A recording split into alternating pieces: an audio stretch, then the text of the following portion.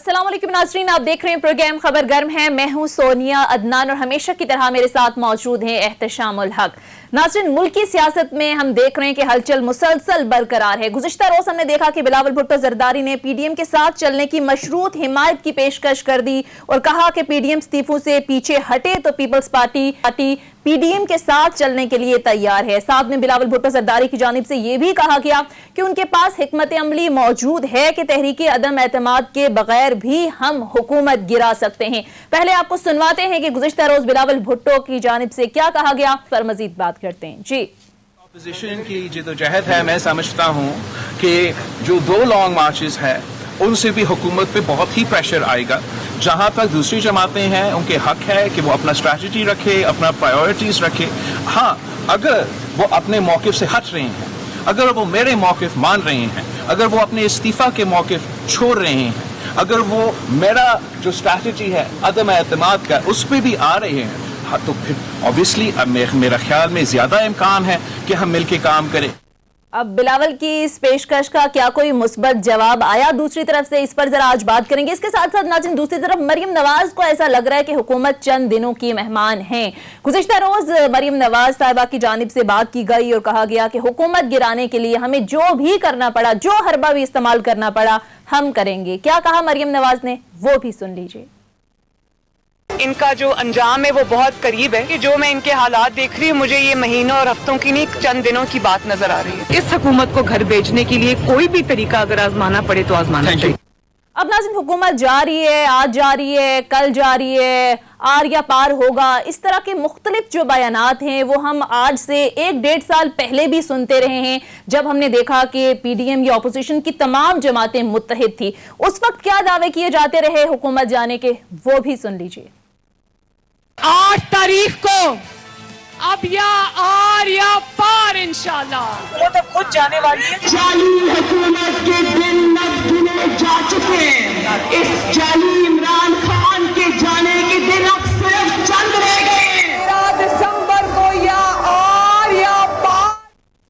अब नाज़रीन, आखिर अब ऑपोजिशन के पास हुकूमत गिराने के क्या ऑप्शंस मौजूद हैं, स्ट्रैटेजी क्या है, सारी सूरत हाल पर आज तफसील से प्रोग्राम में बात करेंगे। और प्रोग्राम के पहले हिस्से में हमें ज्वाइन कर चुके हैं साबिक गवर्नर पंजाब और पीपल्स पार्टी के सीनियर रहनुमा लतीफ खोसा साहब। अस्सलाम वालेकुम सर, सबसे पहले तो thank you so much for joining us. Khosa साहब से राबिता गालिबन मुनक़ता हो गया। एहतशाम साहब, मैं आपकी तरफ ही आऊंगी। आपने शॉर्ट सुने 1-1.5 साल पहले, जब हमने देखा कि पीडीएम की तमाम जमातें अपोजिशन की मुत्तहिद थी, पीपल्स पार्टी साथ थी, एनपी साथ थी, तब भी बड़े बड़े दावे किए जाते रहे, जल्द से जुलूस हुए, तारीखें दी जाती रही। अब दोबारा से ये सिलसिला शुरू हो गया है। मरियम नवाज कह रही है हुकूमत चंद दिनों की मेहमान है, पीपल्स पार्टी भी यही बात कर रही है। आपको लगता है ये महज दावे हैं या कोई हिकमत अमली है? सोनिया, देखें, पीडीएम की 2 ही बड़ी जमातें थी और हैं, यानी पाकिस्तान मुस्लिम लीग नून और पाकिस्तान पीपल्स पार्टी।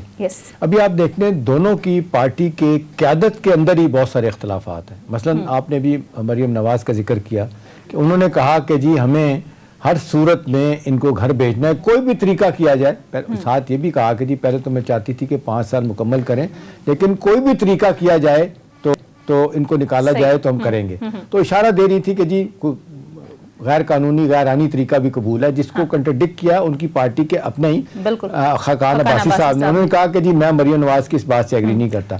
और यही बात अगर हम पीपल्स पार्टी पे ले आए, जो आज बिलावल साहब कह रहे हैं। सर, माजरत के साथ खोसा साहब हमें ज्वाइन कर चुके हैं, उन्हीं से अगर बात कर लें। लतीफ खोसा साहब, बहुत बहुत शुक्रिया आपके वक्त का। सर, बड़े दावे एक बार फिर से किए जा रहे हैं। मरियम नवाज कह रही है कि हुकूमत चंद दिनों की मेहमान है, हुकूमत को हटाने के लिए जो हरबा हमें इस्तेमाल करना पड़ा हम वो करेंगे।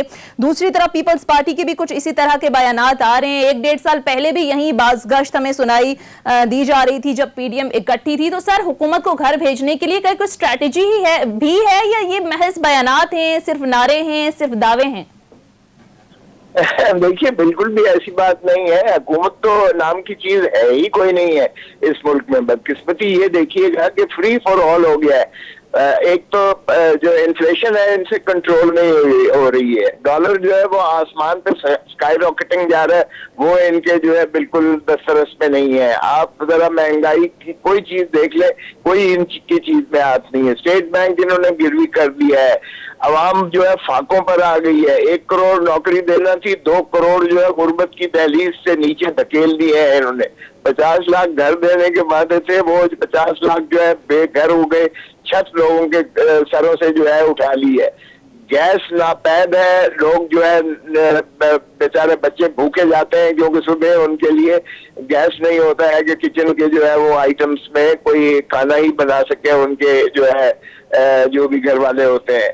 तो क्या ऐसे हालात में मुझे बताएं, एक एक करके अगर इनकी देखिए तो इन्होंने यानी तालिबान को तहरीक लबैक पाकिस्तान को बैन करार दिया इन्होंने, उनके आगे फिर घुटने टेके, उनको प्रोस्क्राइब किया, कहा रॉ के एजेंट है, इंडिया से मैप बदल लेते हैं और फिर उसके बाद किया। ये आपकी बात ठीक है खोसा साहब के मुश्किलात भी हैं, नाइली भी हुकूमत की हो सकती है, लेकिन ओपोजिशन के पार्टी दोनों बड़ी पार्टियों में क्लैरिटी नहीं है।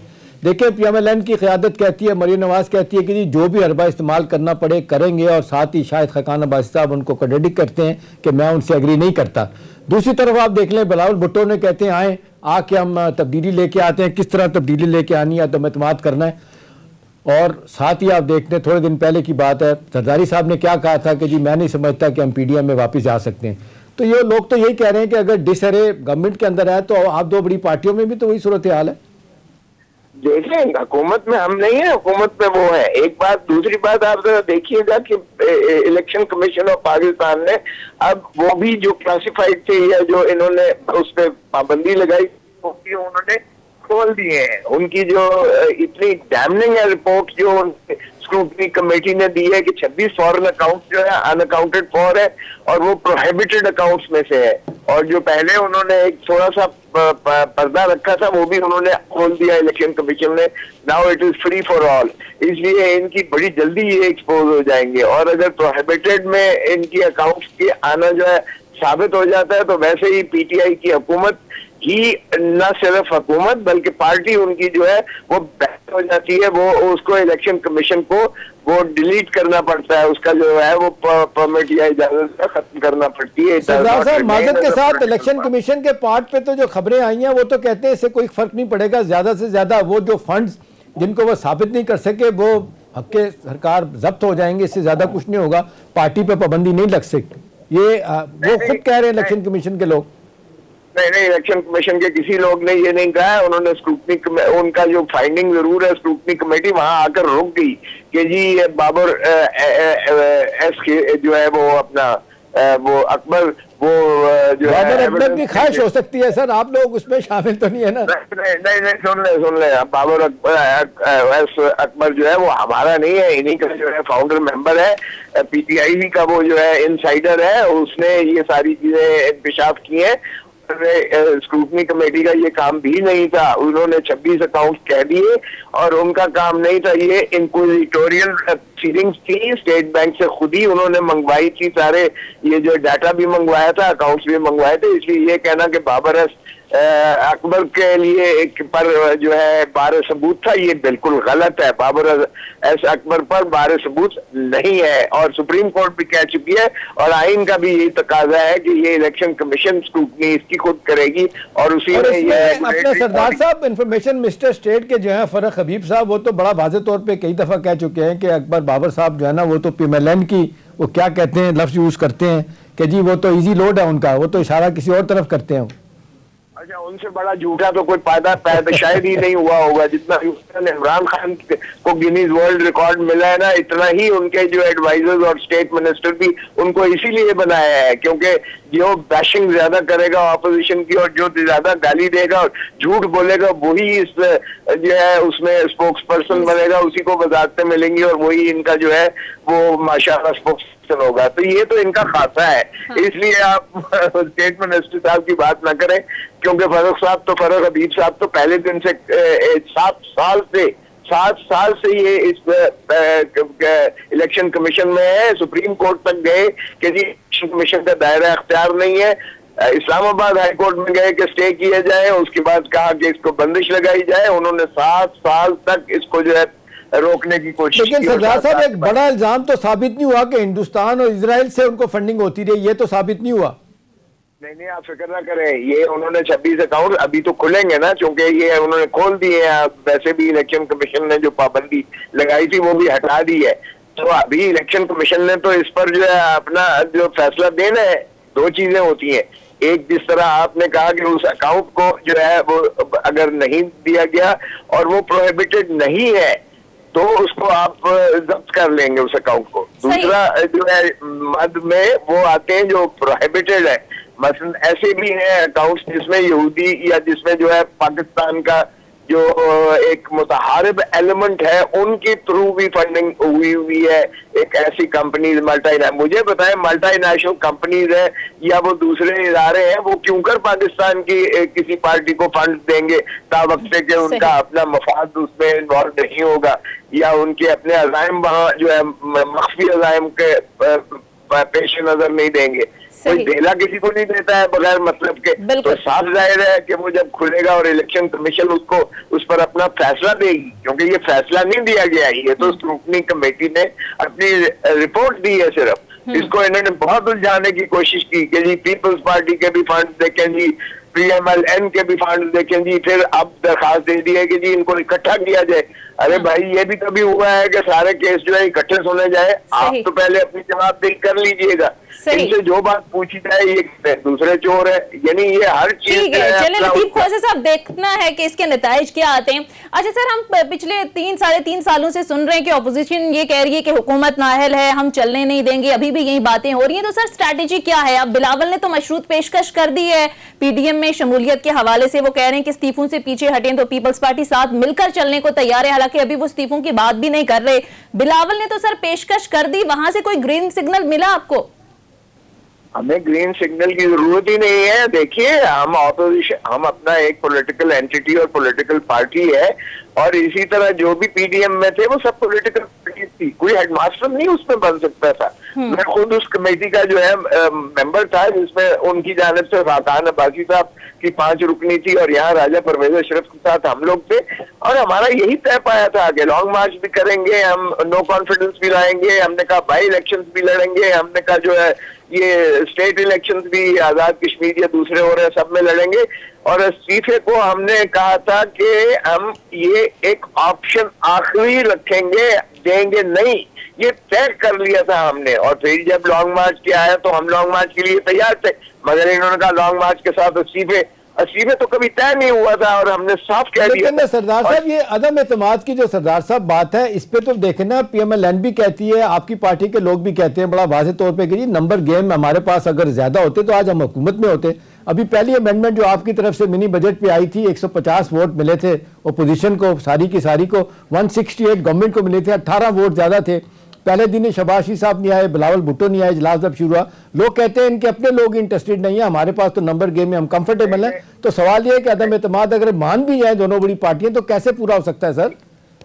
देखें, time is of the essence, वक्त की बहुत ज्यादा जो है अहमियत होती है सियासत में। एक वक्त ऐसा था जब हम इस पोजीशन में थे कि कर सके, और हमने बड़ा वाज़ेह तौर पर इनको बड़ा बांगे दोहल कहा और बहुत मन्नतें करके जब हम PDM में साथ, लेकिन परजू पता नहीं क्यों, इसलिए मैं आपको यहाँ थोड़ा सा एलेबोरेट भी कर दूं, इसलिए कि जो तरीन साहब के 38 लोग थे वो भी तैयार थे, और इसी तरह जो है चौधरी परवेज इलाही साहब की क्यों भी उस वक्त तैयार थी, अगर वो कुछ तकाजा करते थे पंजाब से उसके नो कॉन्फिडेंस के बदले में। लेकिन बाहर के सियासत में अप्स एंड डाउन या गिव एंड टेक होता है, लेकिन PMLN उस्मान बुज़दार सूट करता था, और वो चाहते थे कि ये और ज्यादा गंदे हों, क्योंकि उस्मान बुज़दार जितना, यानी वो तो सभी जानते हैं वो ना होने के बराबर है, और मरकजी चला रहा है उसको, पंजाब को भी।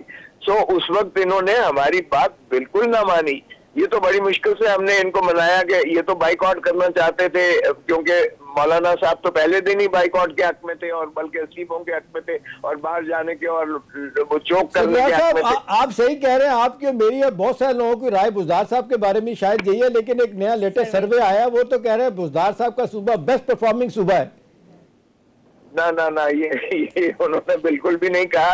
अगर वो भी आप जिस फिगर्स की बात कर रहे हैं, पहले तो वो फिगर्स भी जो है हमेशा हुकूमत वक्त के मैनिपुलेटेड होते हैं, लेकिन अगर उन्हें मान भी लिया जाए तो पीटीआई का ग्राफ नीचे गिरा है। पंजाब में नंबर 1 PMLN को दिया गया है, सेकंड नंबर पे पीटीआई है, थर्ड नंबर पे पीपीपी है, और सिंध में नंबर 1 पीपल्स पार्टी है, और पीएमएलएन कहीं वहां फिगर ही नहीं करती।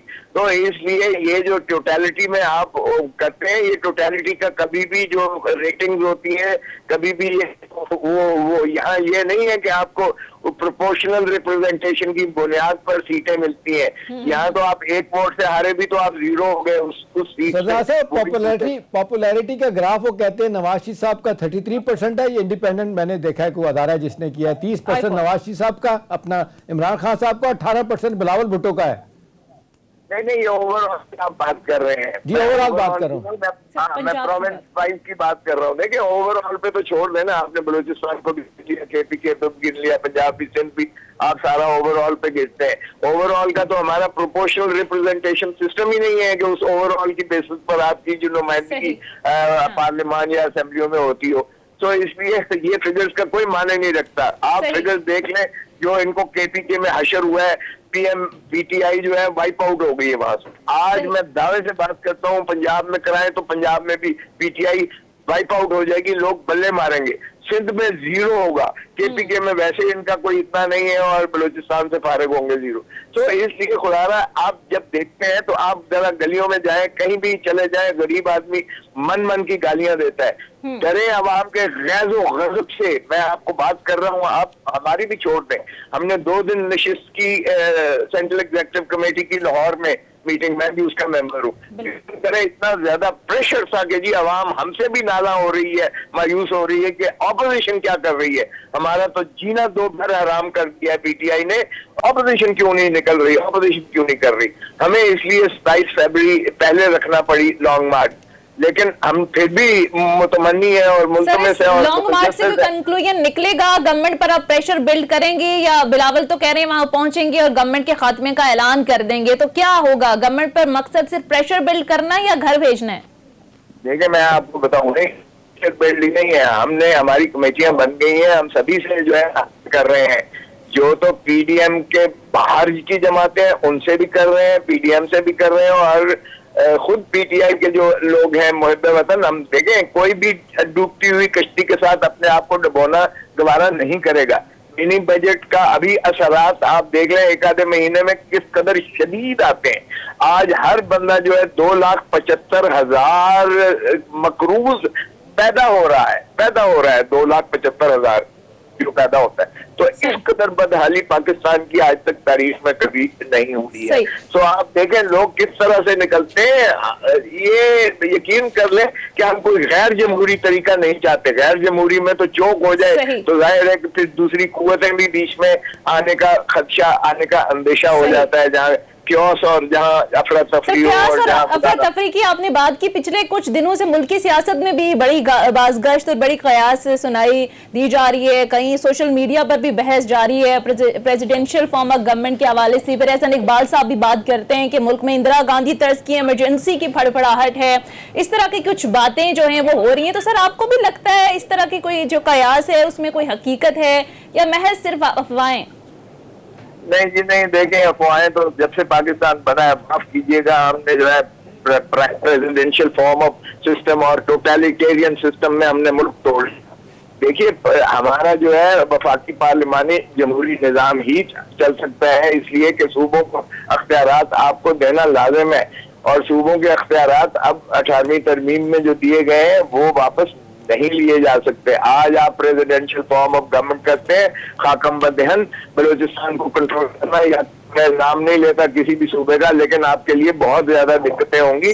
पाकिस्तान को खुदारा चलने दिया जाए। सरदार साहब एक सवाल का जवाब और दीजिएगा। सरदार साहब यहाँ पे अखबारात में भी, टेलीविजन पे भी आपने देखा होगा, कुछ लोग क्लेम कर रहे हैं कि अगले चंद दिनों में इस्लामाबाद में कुछ होने वाला है।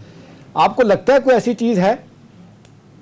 देखिए इस्लामाबाद वैसे तो मौसम बड़ा सर्द है, ठंडा है, लेकिन सियासी टेम्परेचर चूंकि दारुल खिलाफा है, इसलिए वहाँ सियासी टेम्परेचर तो आप देख ही रहे हैं। असेंबलियों में भी जो कुछ हुआ है और जिस तरह से हुकूमत ने बुलडोल किया, रात को 12 बजे निस्फ खून मारा गया और स्टेट बैंक को जो है वो एक्ट पास किया गया और स्टेट बैंक को पाकिस्तान की हुकूमत से लेकर उसको जो है IMF के हवाले से पुट कर दिया गया।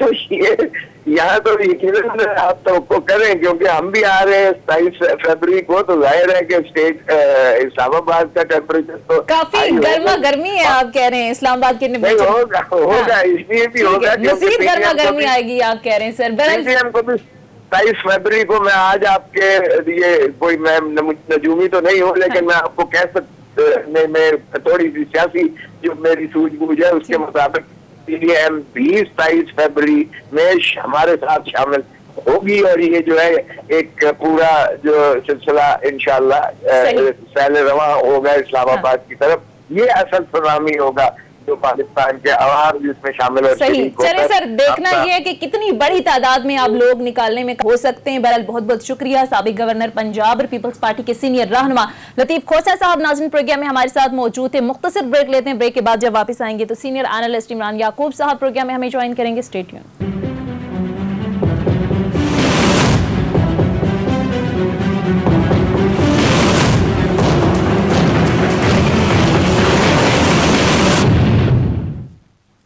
ब्रेक के बाद खुशामदीद नाज़रीन प्रोग्राम में हमें ज्वाइन कर चुके हैं सीनियर एनालिस्ट इमरान याकूब साहब। बहुत शुक्रिया इमरान याकूब साहब आपके वक्त का। इमरान याकूब साहब, सियासत में भी खासी गर्मा गर्मी है, हुकूमत जाने के एक बार फिर बड़े दावे सामने आ रहे हैं अपोजिशन जमातों की जानिब से। मरियम नवाज तो कह रही हैं कि चंद दिनों की मेहमान है ये गवर्नमेंट, इस पर भी जरा आएंगे। लेकिन कल बड़ा एक इंटरेस्टिंग सर्वे सामने आया है institute for public opinion research की तरफ से, जिसमें जाहिर है बड़ी तनकीद होती रही है उस्मान बुज़दार साहब पर, महमूद खान केपीके के जो चीफ मिनिस्टर हैं उन पर।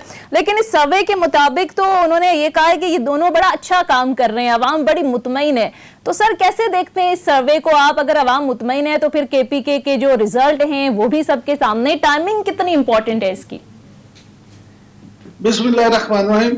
देखिए सोनिया, इस सर्वे को अगर आपने तफसीलन देखा तो इसमें ऐसी चीजें हैं बहुत सी जो खुद मुझे तो आपस में कंट्राडिक्टिंग लगती हैं। देखिए, एक तरफ वो कह रहे हैं कि मुस्लिम लीग नून की मकबूलियत बढ़ रही है, दूसरी तरफ वो कह रहे हैं कि PTI की जो वज़रा आला है उनकी कारकर्दगी के हवाले से क्या है। और फिर ये देखें कि नवाज शरीफ को वो कह रहे हैं कि उनकी मकबूलियत बढ़ी है, इमरान खान साहब की कम हो रही है।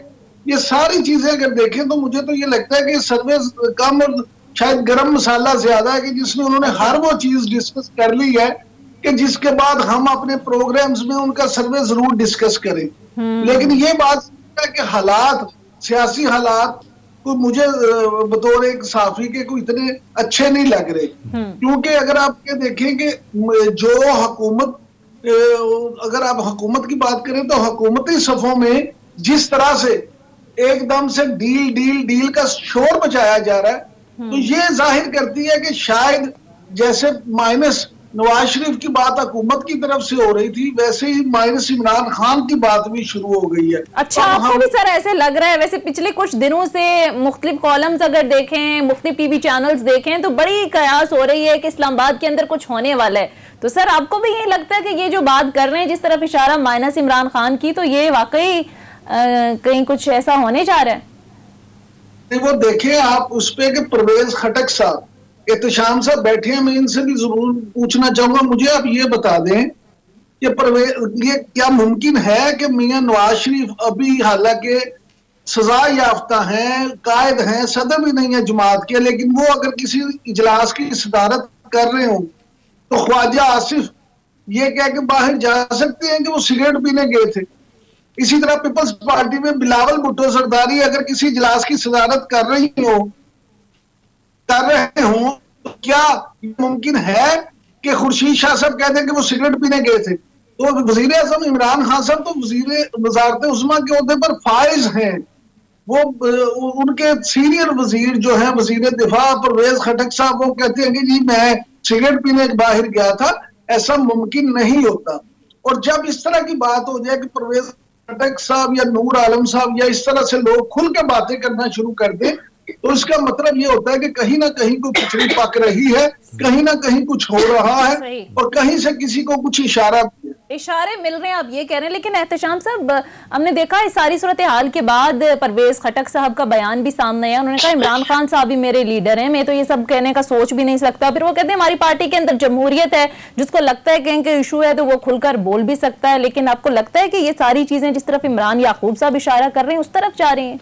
नहीं जी, इमरान याकूब कह रहे हैं उसमें बड़ा वजन है। अच्छा। मतलब ये नहीं हो सकता कि हाँ साहब किसी पार्टी की सदारत कर रहे हो और अपनी किसी मीटिंग की और वहाँ से परवेज खटक साहब ये कह के चले जाएं कि जी मैं सिगरेट पीने जा रहा हूँ।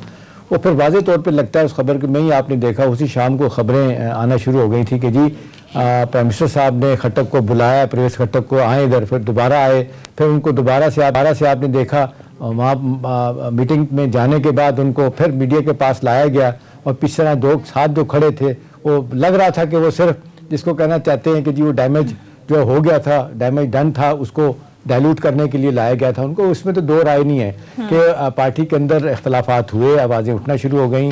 केपी में आप देख लें, बावजूद इस बात के कि डिफेक्टो चीफ मिनिस्टर हैं परवेज खटक साहब, लेकिन बहुत सारी चीज़ें उनकी मर्जी के खिलाफ हुई हैं। उनके दो भांजे मुस्लिम लीग में चले गए, नून में, इसी तरह और उनकी मुश्किलात हैं। वहाँ पर लोग बैठे वो उनको टफ टाइम दे रहे हैं, लिहाजा उन्होंने भी महसूस किया कि चलें कि जी हमारी तरक्याती स्कीमें हों, गैस के प्रोजेक्ट हों, हुकूमत हमें सपोर्ट नहीं कर रही और उनकी आप तो खुल के सामने पता आ गई है कि जी हमाद अजहर के साथ उनके वहाँ पे सख्त एक दूसरे के खिलाफ बातें भी हुई थी। अब सवाल है मैं जी इमरान, मुझे जो ज़ाती तौर पर लग रहा है कि इस वक्त जितनी आपको नज़र आ रहा है कि जी शायद कुछ होने वाला है, कुछ टेलीविजन पे मैंने लोगों को भी कहते सुना है, कुछ लोगों ने आज लिखा भी है, बज़ाहिर तो ये लगता है कि जी जो एजेंडा हो सकता था, दो ही तरीके हैं आप किसी को हटा सकते हैं। बार बार बात आती है कि जी या तो 50-60 हज़ार बंदा ले आएँ और चौक कर दें, इस्लामाबाद को मजबूर कर दें, जो कि नहीं लग रहा कितनी जल्दी होने वाला है। 3 महीने तक आप एक चीज़ लेके चले जाएं, इसका मतलब है कि आप भी खुद को भी आपको पता है क्या करना है। इन हाउस चेंज की बात होती है, वो नहीं हो सकी, ठीक है, लोगों को पता चल गया जी पार्टी इमरान की है, चाहे आप परफॉर्म कर रही नहीं कर रही। उसके बाद मेरे लिए तो हंसने के अलावा इमरान साहब और कोई चीज़ नहीं कि मैं ये समझ लूँ कि जी इमरान खान साहब पीछे बैठ गए हैं, असद उमर को प्राइम मिनिस्टर बना दिया गया या परवेज खट्टक को बना दिया गया या किसी और को, नहीं लगता ऐसा होगा। हाँ, ये हो सकता था, ये जो बातें हो रही हैं कि जी हाथ उठा लिया गया, अब वो नहीं है। और कहने वाले लोग कहते हैं कि जी जाहिर है पाकिस्तान में सियासत इसी तरह ही चलती है, अलाइज जो होते हैं तादी किस तरह इकट्ठे किया जाते हैं। और आपने देखा कराची के जो है एक MNA उन्होंने जो कहा कि हमें पता है कि किस तरह हमें लाया जाता है, लोगों को पता है किस तरह लाया जाता है, किस तरह बुलाया जाता है जब इजलास हो रहा होता है। लेकिन ऑल सेड एंड डन, मुझे नहीं लग रहा कोई फौरी तौर पे कोई इस तरह की चीज़ हो रही है, क्योंकि अदारों को भी पता है, मुख्तर हल्कों में भी पता है कि जी ऑप्शन कोई नहीं है, क्या करेंगे, किसको लेके आएंगे। पार्टी के अंदर PMLN के अंदर इख्तलाफात हैं, कुछ लोग कहते हैं कि जी रहने दें 1.5 साल का अरसा अच्छी तरह से, जब ये आउट परफॉर्म क्या करना है इन्होंने नहीं कर पाएंगे तो हम खुद नए इलेक्शन की तरफ जाएंगे तो हमें कोई फायदा होगा। कुछ लोग कहते हैं कि जी इस हालात में कोई भी ये इनको हटाने के बाद 1.5 साल के लिए हुकूमत नहीं लेना चाहता। एक चीज है इमरान, आप जरूर इस पे बात कीजिएगा कि दबाव बढ़ाने में अपोजिशन तो कामयाब हुई है, अननर्व डेफिनेटली इनको किया है, लेकिन जिस तरह जो कुछ होना चाहिए वो नहीं हो रहा। मुझे आज एक अच्छी चीज लगी है, मैं चाहता हूँ आप उस पर जरूर कमेंट करें। हम अखबार नवीस जो है, हमें कहा जाता है कि जी बड़े सिनिक लोग हैं, ये ऑप्टिमिज्म की बात नहीं करते, पेसिमिस्ट होते हैं, हमेशा ये ऐसी बातें फैलाते हैं जिससे मायूसी होती है। आज एक अच्छी बात हुई है जिसका कल भी मुझे पता लग गया था, प्राइम मिनिस्टर ने भी बात की है कि पाकिस्तान का रेवेन्यू 6000 अरब जो है हो चुका है मौजूदा माली साल के पहले 6 माह में। तो 6.3 ट्रिलियन का ये टारगेट है, तो ये एक्सीड करने जा रहे हैं। वरना कई बरसों से इमरान मैं देख रहा हूँ कि जो टारगेट होता है वो डाउनवर्ड रिवाइज होता है। इन्होंने 5.8 ट्रिलियन से ये 6.3 ट्रिलियन तक ले गए। ये एक अच्छी चीज़ मुझे नजर आई है। काश प्राइम मिनिस्टर कहते हैं जी 20 करोड़ की आवाम में, 22 करोड़ की आवाम में सिर्फ लोग जो 20 लाख लोग टैक्स देते हैं, सबको देना पड़ेगा। काश ये देना शुरू हो जाए। हमारा मसला है जो बैगिंग बॉल तोड़ें, IMF की कंडीशनैलिटी से बाहर निकलें, वो एक ही तरीका सारे लोग टैक्स दें, ये अच्छी बात हुई। दूसरी बात एक और मैं शेयर करना चाहूँगा कि मैं कल एक प्रोग्राम को देख रहा था जिसमें किसी ने बताया कि नेशनल असम्बली या सेनेट में एक सवाल पूछा गया। वो सवाल था कि जी इमरान खान साहब ने 3.5 साल में कितने कर्जे लिए। वो जो जवाब रिटर्न आया वो गलत नहीं हो सकता जवाब, वो ये था कि $34 बिलियन। सोनिया इमरान आप देखिएगा $34 बिलियन कर्जा लिया गया, जिसमें से $29 बिलियन वापस किया गया। उसके मुकाबले में PMLN के 5 सालों में $50 बिलियन कर्जा लिया गया और $22 बिलियन वापस किया गया। तो वो हुकूमत ये कहती है कि उनके जो कर्जे लिए हुए हैं वो उतारने के लिए हमें नए कर्जे लेने पड़ रहे हैं। खैर वो तो एक विशेष सर्कल है, चलता रहेगा। अब मेरा ख्याल है 2 चीजें हैं, इसमें भी आप कमेंट कीजिएगा।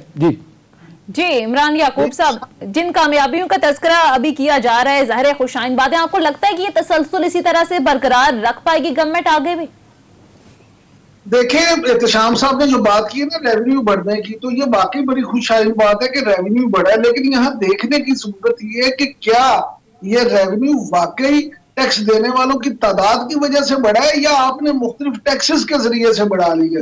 आप देखिए, अगर आपने इंपोर्ट्स पे ड्यूटियां बढ़ा दी हैं, अगर आपने वैसे टैक्स बढ़ा दिए और फिर रेवेन्यू बढ़ा ली है, तो मैं इसको उस तरह की कामयाबी नहीं समझता जिसमें हम खुशी के ताज़ियाने बजाएं। अच्छा। अगर आपने वाकई टैक्स देने वाले अफराद की तादाद में इजाफा किया है और उनमें खातिर इजाफा होने की वजह से इजाफा वो 20 लाख से 30 लाख हुए हैं, ये ऑफिशियल फिगर है इमरान साहब। जी हाँ, मैं उधर ही आ रहा हूँ, तो उसका फिर लाजमी बात है कि एफबीआर की तारीफ करनी चाहिए कि उन्होंने एक अच्छा काम किया और हुकूमत ने इस पे जो जोर दे के किया है, इसमें मजीद सख्ती मैं समझता हूँ करनी चाहिए। और वो सेक्टर खास तौर पे देखिए, पाकिस्तान में ज्यादा टैक्स कौन देता है? तनख्वाहदार तबका, जिसको सैलरी मिलते ही उसका टैक्स मिनहा कर दिया जाता है।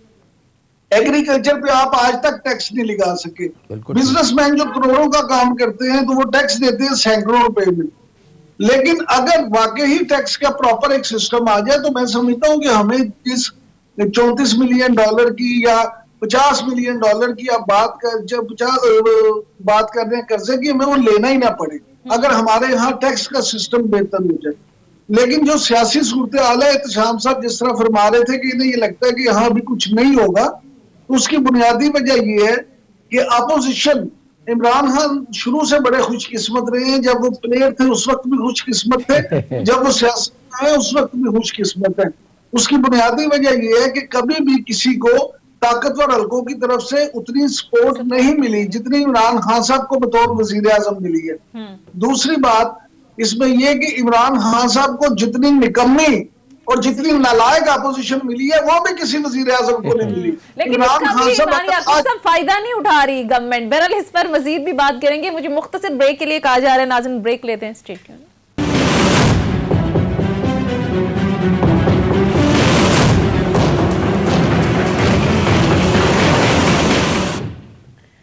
ब्रेक के बाद खुश आमदीद। एहतशाम साहब, अगर मैं आपकी तरफ आऊँ तो सारी जो सियासी हलचल है इसमें हमने देखा कि अचानक मुस्लिम लीग नून की तरफ से नवाज शरीफ की वापसी की बातों को हवा देना शुरू हो गई। कल भी मरियम नवाज साहिबा से सवाल हुआ, उन्होंने बल्कि साफी से कहा अब ये सवाल कर करके थकते नहीं है। बहरहाल उन्होंने ये कहा कि बहुत जल्द वो आवाम के बीच में होंगे। तो एहतशाम साहब, ये महज एक सियासी शोशा है या गवर्नमेंट को प्रेशराइज करने की कोई टैक्टिक्स हैं, या फिर आपको लगता है कि कारकुनान को मुतहर्रिक करने के लिए शोशा छोड़ा जा रहा है? सोनिया, जब अपोजिशन में जो पार्टियां, सियासी पार्टियां होती हैं, उन्हें रेलेवेंट रहना पड़ता है और उनको अपने, जिस तरह आप कह रही हैं, अपने लोगों को, अपने फर्स्ट सेकंड थर्ड टियर की लीडरशिप को भी खुश रखना पड़ता है। कारकुनों से भी राब्ता रख के उनको बताना होता है कि जी हम अपनी स्ट्रगल जारी रखे हुए हैं। जाहिर सी बात है वो तो अब ये करेंगे, उनको करना भी चाहिए। 3.5 साल से एक अब पैनिक की सिचुएशन में कहीं कहीं क्रिएट कर देते हैं, नब तो हुकूमत को कर भी देते हैं। अब सवाल यही है कि सब जगहों पे जो बात हो रही है, मेरी तो जहाँ जहाँ पे भी इमरान बात हुई है, जिनसे जिक्र हुआ है, वो कहते हैं जी ठीक है, शोर हो सकता है, हुकूमत परफॉर्म नहीं कर रही, कई हवालों से उनके लिए मुश्किलात हैं। ISI की चीफ की तैनाती के बाद से मामलात, कुछ लोग कहते हैं कुछ नॉर्मल हो गए, कुछ लोग कहते हैं कि शायद वो जो ISI की, आपने देखा प्राइम मिनिस्टर और आर्मी चीफ अगले दिन गए वहाँ पे ISI के हेडक्वार्टर में, तो वहाँ पे नए आर्मी चीफ भी बैठे हुए थे। वो भी एक सिग्नल मैसेज देने की कोशिश की जा रही है, बताया जा रहा है कि जी सारी चीज़ें ठीक है अपनी जगह पे। चले फ़र्ज़ करें कोई तनाव है भी, अगर कोई ऐसी चीज़ भी है, लेकिन ना कोई ऐसी चीज़ नहीं लगती कि जी हुकूमत के फौरी जाने के कोई मामलात नज़र आ रहे हैं, ना इन हाउस चेंज होता नज़र आ रहा है, ना यूँ लग रहा है कि जी इकट्ठा करके वोट ऑफ नो कॉन्फिडेंस हो सकता है, ना ये लग रहा है कि इतने ज़्यादा लोगों को ला के इस्लामाबाद में कोई धरना करके इस हुकूमत को हटाया जा सकता। और फिर यह कि अभी तक ये वाज़े तौर पे फैसला नहीं हो सका कि आएंगे, क्या एक दिन का शो होगा ये जो अब बात हो रही है 27 फरवरी को बिलावल साहब और वो खोसा साहब कह रहे थे कि जी मैं खबर देता हूँ आपको कि बाकी पार्टियां भी आ जाएंगी, तो क्या एक दिन बैठ के चली जाएंगी? इस तरह का चंद दिन पहले अच्छा स्ट्रॉन्ग शो करके गए हैं जमात इस्लामी के चीफ भी। तो अब देखना तो यही है कि जी अगर आप कहते हैं हमने हुकूमत को चोक करना है तो आके आप बैठ जाएंगे, फिर एक मुश्किल सिचुएशन होगी। नोबडी कैन से कि जी उसके बाद क्या होगा। सवाल यह है कि लोग इतने आएंगे नहीं आएंगे। महंगाई की तरफ से लोग को इकट्ठा करने में नाकामी हुई है और आपने देखा फजल रहमान साहब चिढ़ के कहना शुरू हो गए हम क्या करें जी, लोग महंगाई में पिस भी रहे हैं लेकिन सड़कों पे नहीं आते। मैं तो इमरान कहूँगा कि 77 की तारीख इस्लामी तारीख जो चली थी कौमी इत्तेहाद वाली, उसमें जिस तरीके से कहा गया था कि जी निज़ाम मुस्तफ़ा होगा, 8-10 लाशें गिरी थी, उसके बाद फायदा किसी को हुआ, भुट्टो साहब को हटा दिया गया। उसके बाद से आपने देखा आम आदमी को कहा जा रहा था जी 1970 की प्राइसेस पे ले जाएंगे, ना तो वो प्राइसेस नीचे आई ना आवाम को कोई फायदा हुआ। तो लोग कहते हैं जी हम क्यों इनके लिए सड़कों पे आए, जेलों में जाएं, रोजी रोटी से भी फारिग हों। तो मुझे नहीं लगता जाती तौर पे कोई ऐसा सिनेरियो बनता हुआ कि फौरी तौर पे हुकूमत जाएगी। हाँ, दबाव अपोजिशन की तरफ से जो बढ़ रहा है, हुकूमत में लोग बैठे आज नर्व हो रहे हैं, जिस तरह press conferences back to back होती हैं, उससे लगता है कि कहीं ना कहीं हुकूमत में जो परेशानी है आप कह रहे हैं कि अननर्व हो सकती है। दूसरा ये इमरान याकूब साहब, पीपल्स पार्टी तो 27 फरवरी को आ रही है इस्लामाबाद, लेकिन पीडीएम ने जो लॉन्ग मार्च की तारीख दी है वो 23 मार्च और 2 अप्रैल को गालिबन रमजान शुरू हो जाएगा। तो 2 दिन के लिए लोगों को सड़कों पर लाना फिर घर भेज देना, आपको लगता है कि कोई कंक्लूजन निकालेगी पीडीएम, या ये महज जिस तरह से एहतशाम साहब भी कह रहे हैं कि गवर्नमेंट को प्रेशराइज करने की कोशिश है, आपको लगता है कि गवर्नमेंट भी इस सारी सूरत हाल से अननर्व होगी? बात से तो बिल्कुल मुत्तफिक हूँ कि हुकूमत पे सिर्फ दबाव बढ़ाने के लिए इस तरह की बातें की जा रही हैं, हमेशा ऐसे ही होता है। लेकिन ये मैं जरूर कह दूं कि धरनों की बिना पे आप लोग इकट्ठे करके हुकूमतें तब्दील नहीं कर सकते। अगर ऐसा मुमकिन होता तो वजीर आजम इमरान खान साहब ने जो दर्दा दिया था 126 दिन का, वो भी उसमें कामयाब हो जाते। लेकिन देखा जाए तो अमली तौर पे वो दर्दा भी उस तरह से कामयाब नहीं था हुआ कि मियां नवाज शरीफ की हुकूमत ही खत्म हो जाती। मामला ये है कि ये सिर्फ हुकूमत पे दबाव बढ़ाने की बातें होती हैं। दूसरा आ जाते हैं ये कि ये अंदर जो कुछ पक रहा है या हो रहा है उसमें देखेंगे क्यों पीपल्स पार्टी ने 27 फरवरी की डेट दी और क्यों मुस्लिम लीग नून और पीडीएम ने 23 मार्च की डेट दी।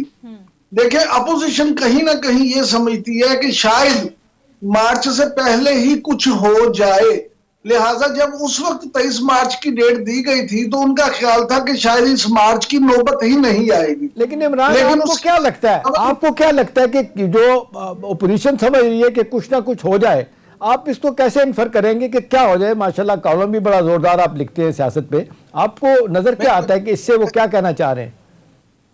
सर, गुजारिश ये है कि अगर सिर्फ ख्वाहिशों पे सब कुछ होता हो ना तो फिर तो एहतशाम साहब आप समझती हैं, अगर ख्वाहिशों पे सब कुछ हो तो सबसे पहले तो बेचारे स्कूल टीचर जो हैं उनमें से आधे अल्लाह मियाँ को प्यारे हो जाएं, क्योंकि हर दूसरे बच्चे की सरकारी स्कूल में तो ख्वाहिश होती है अल्लाह करे मास्टर ही मर जाए जिन्हें मैंने मारा है। लेकिन हालांकि वो बच्चे की तरबियत के लिए क्या कर रहा होता है बेचारा। उसी तरह ख्वाहिश पे हो तो शायद रोज बीवियों ने अपने शोहरों को मारा हो कि ये मुझे तंग बड़ा करता है, यही मर जाए, रोज एक दूसरे ख्वाहिशों पे, लेकिन ये हो नहीं सकता। अच्छा। बात ये हजारों ख्वाहिशें ऐसी कि हर ख्वाहिश पे दम निकले। अब देखने ख्वाहिशात हैं, इनको अमली जामा पहनाने के लिए भी ऑपोजिशन कुछ करेगी या महज बयानात ही हैं? बहरहाल प्रोग्राम का वक्त खत्म हो चुका है। बहुत बहुत शुक्रिया इमरान याकूब साहब, सीनियर एनालिस्ट हमारे साथ प्रोग्राम में मौजूद थे। नाज़रीन, ये था हमारा आज का प्रोग्राम। फीडबैक जरूर दीजिएगा। अगले प्रोग्राम तक इजाजत दीजिए। खुदा हाफिज।